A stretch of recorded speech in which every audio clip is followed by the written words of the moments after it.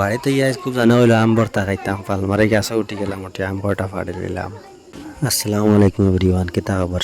আশা করি সব ভালো আছেন আর আমিও ভালো আছি। তো সকালে ঘুম থেকে উঠিলাম, উঠিয়া শুনলাম খালি বারে হরুতা চিল্লাইতরা পরে ইয়া দেখি তারা মার্বেল গালাইতরা। তো কত সময় তারা দ্বারা বইলাম, বইয়া দেখলাম খুব ভালো লাগলো তারা খেলা দেখিয়া। ছোটোবেলায় এক সময় নিজেও ইলা খেলতাম। কত সময় তারা এনে বইয়া খেলা দেখতে দেখতে আখতা কইলাম বাইরে যাই দেখি মানে পানির অবস্থা কিতা। তো এবার দিয়ে দেখি আর মোটামুটি কয়দিন মনে হয় মেঘ দিছে না, যার কারণে পানি খুব একটা নাই, পানি টানি যায় আস্তে আস্তে। আর এই সাইডে দিয়ে দেখি আর পাক্কা পানি। তো এর বাদে আই গেলাম আমরা মসজিদের দ্বারও। এখানে হয়েছে আমরা দিকিরবার মসজিদ, আমরা গাঁৱৰ মসজিদও। বর্তমানে মসজিদও কাম চলে, এখনো কমপ্লিট হয়েছে না। কয়দিন আগে স্ল্যাব দেওয়া হয়েছে, দিয়া ভিতরের প্লাস্টার করা হয়েছে মোটামুটি। মনে করো নমাজ পড়বার একটা ব্যবস্থা করা হয়েছে। আর আবার সারা কাম রইয়া গেছে, নমাজ পড়া যায়।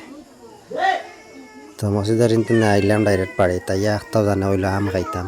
গাছা দিছে ধরলাম আম দেখা যান না, কইলাম উঠিয়া দেখি কেমন কিতা।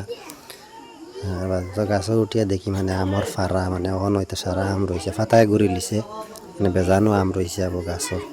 আর আস্তে আস্তে ফাঁকার ধরে। তো আম কটা ফাড়িলাম, ফাড়িয়া কইলাম ভর্তা মাখো, খুব জানা হইলো এই ভর্তা খাইতাম। ভর্তা মাখা হয়েছে আর ফানা কটা আম আসলো, খাইলাম। আর আজকে কোনো মানে অত বেশ স্পেশাল ভিডিও বানাইতাম পারছি না, কারণ হয়েছে খাই লাইছি।